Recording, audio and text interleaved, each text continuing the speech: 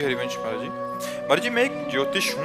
मेरे पास देश भर से काफी लोग आते हैं अपनी अलग अलग परेशानियां लेकर। सबको समझाता हूँ पर अपने मन को शांत नहीं कर पा रहा महाराज। हाँ, अपने मन को समझाने के लिए नाम जप करो भगवान प्रयास का। करता हूँ नाम जप का भी, हाँ, पर तो जितना नाम जप करोगे उतना ही सुलझन आती चली जाएगी। और भगवान से प्रार्थना करते रहो कि हमारे मन को सतमार्ग में लगावें, हमारे मन को सच्चे मार्ग में लगावें। प्रार्थना भी काम करती है भगवान के, और नाम जप करते रहो, और आधा घंटे सत्संग सुना करो।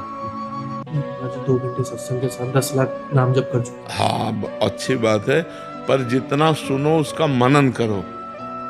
श्रवण तभी फलीभूत होता है जब मनन होता है, और मनन तभी फलीभूत होता है जब आचरण में उतारा जाता है। तीनों का एक क्रम है। जैसे हमने सुन लिया, मनन नहीं किया तो विशेष लाभदायक नहीं। सुना और मनन किया और उसे आचरण में उतारा तो विशेष लाभदायक बन जाएगा। दीपांशा अग्रवाल जी।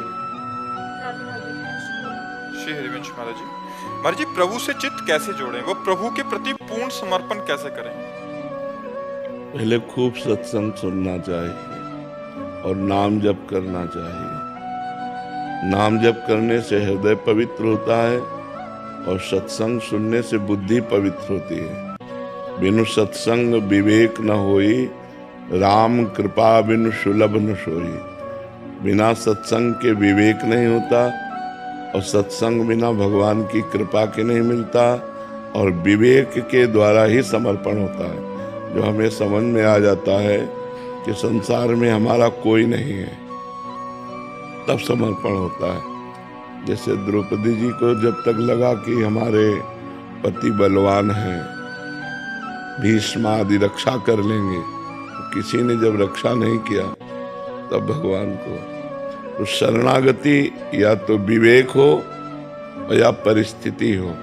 परिस्थिति ऐसी नाजुक आ जाए कि कोई साथ देने वाला नहीं, तो भगवान की शरणागति हो जाती है। जैसे विभीषण जी को लात मार दिया रावण ने, इतना बली राजा, अब कहीं ठौर नहीं, भगवान की शरण में आ गए। या फिर इतना ज्ञान हो जाए, दो ही है, परिस्थिति या ज्ञान। ज्ञान हो जाए कि संसार नाशवान है, यहाँ कोई अपना नहीं, एक भगवान के सिवा कोई नहीं, वो भगवान की शरण में हो जाए, तो नाम जप से हृदय पवित्र होगा और सत्संग से बुद्धि पवित्र होगी, जिसमें विवेक जागृत होगा। विवेक से वैराग्य, और वैराग्य से भगवान के चरणों में अनुराग। इसलिए जरूरी है खूब नाम जप करो और खूब सत्संग सुनो। पर नाम जप और सत्संग का प्रभाव तभी पड़ेगा जब आपका भोजन शुद्ध होगा। भोजन शुद्ध होगा, विचार शुद्ध होंगे, आचरण शुद्ध होगा, तो आपकी साधना परिपक्व हो जाएगी। भोजन अशुद्ध, विचार अशुद्ध, आचरण अशुद्ध, तो आपकी साधना मलिन हो जाएगी, विक्षेप पड़ जाएगा, बाधा पड़ जाएगी। महाराज जी, बाहर रहते हैं तो प्याज लहसुन का सेवन होता है, ऐसे में बुद्धि शुद्ध कैसे रखें? हाँ, प्याज लहसुन की बड़ी समस्या है कि जिनका मन स्वाद में फंस गया है, तो प्याज लहसुन छोड़ना कठिन नहीं। इरादा पक्का हो जाए तो हम कह सकते हैं ना कि प्याज लहसुन बिना सब्जी दीजिए हमें। होटल में भी बोल सकते हैं कि आप प्याज लहसुन मत डालिए। तो अगर हम ये कहेंगे कि हमें मिलता ही नहीं है तो गलत बात है। बहुत से ऐसे आर्मी के जवान हैं जहाँ सब सुविधाएं हैं, मांस भी है, सब सुविधा, लेकिन वो प्याज लहसुन भी नहीं खाते। तो अगर हम चाहें तो हम बिना प्याज लहसुन का भोजन हमें मिल जाएगा। भाई हम पैसे दे रहे हैं, प्याज लहसुन नहीं डालना, तो नहीं डालेगा। अब जब हमें स्वाद की बात आएगी तो फिर अब बिना प्याज लहसुन का भोजन सात्विक भोजन होता है, और वो स्वाद नहीं आता जो प्याज लहसुन से, वो स्वाद नहीं आएगा। वो स्वाद सात्विक पुरुषों को प्रिय है। अगर हम सात्विक भाव लाना चाहें तो हमें छोड़ना पड़ेगा। प्याज लहसुन कोई पाप नहीं है खाना, पर वो तमोगुणी है, वो भजन विहीन वृत्ति पैदा करता है। इसलिए जैसे मसूर की दाल कोई पाप थोड़ी है, लेकिन सात्विक भाव वालों ने मसूर की दाल का त्याग किया है। जैसे बैंगन फल है, कोई उसमें सब्जी है, कोई त्याग वाली बात, लेकिन सात्विक भाव वाले ने त्याग किया। तो कुछ ऐसी चीजें हैं जो पाप नहीं है पर वो तमोगुणी है, इसलिए उसका त्याग किया गया है। तो हमें लगता है हमें पवित्र बुद्धि जो भगवान में लगानी है वो प्राप्त करने के लिए कोशिश करें कि प्याज लहसुन छोड़ दें। कोशिश करें, कोशिश करने से सब कुछ हो जाता है, सब कुछ हो जाता है।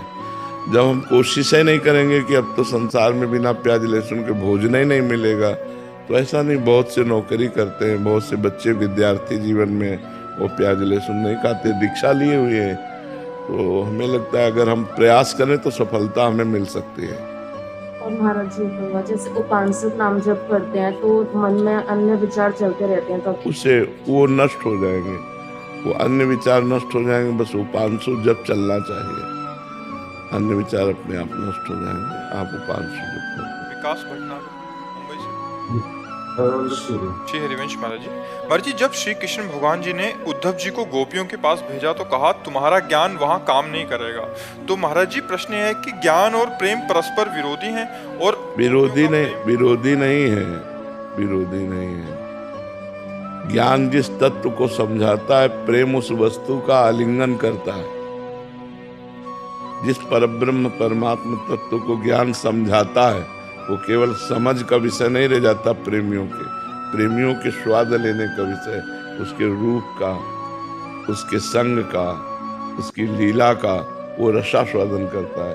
और ज्ञानी केवल तत्व को जानकर उसमें लीन हो जाता है। तो वो लीन होना और प्रेम में लीन होना दोनों अलग अलग हैं, विरोधी नहीं है। भगवत मार्ग विरोधी कैसे हो सकते हैं? विरोधी नहीं है, पर भाव विरोध पैदा हो जाएगा। जैसे ज्ञान में है शिवोहम अहम ब्रह्मास्मि, और भक्ति में है दासोहम, मैं भगवान का दास हूँ। तो अब इसमें कैसे पटरी कैसे बैठ पाएगी? और दोनों भगवान को ही प्राप्त हो रहे हैं। एक भगवान में लीन हो रहा है और एक भगवान की सेवा कर रहा है, भगवान की लीलाओं का रसास्वादन कर रहा है। तो भाव में विरोध हो सकता है, तत्व में विरोध नहीं है। तत्व तो एक है, वही जो ब्रह्म है वही राम है, वही कृष्ण है, वही हरि है। उसी को भगवान भक्तजन कहते हैं, ज्ञानी जन ब्रह्म कहते हैं, योगी जन परमात्मा कहते हैं। भाव में अंतर हो जाता है। भाव में मैं वही हूँ ज्ञान, और भक्ति में मैं आपका दास हूँ। वो दास की तन्मयता से तन्मय हो जाता है, वो मैं की तन्मयता में लीन हो जाता है। एक अभेद भक्ति है और एक भेद भक्ति है। तो भाव नाम जप से आएगा शरणागति से? शरणागति होकर के ही नाम जप करना चाहिए तो ज्यादा लाभ मिलेगा। जब तक शरणागति नहीं होती तब तक नाम जप करते रहिए, लेकिन रंग तभी आएगा जब शरणागति हो जाएंगे। प्रभु की शरण में होकर जब प्रभु का नाम जप करते हैं तो विशेष लाभ की प्राप्ति होती है।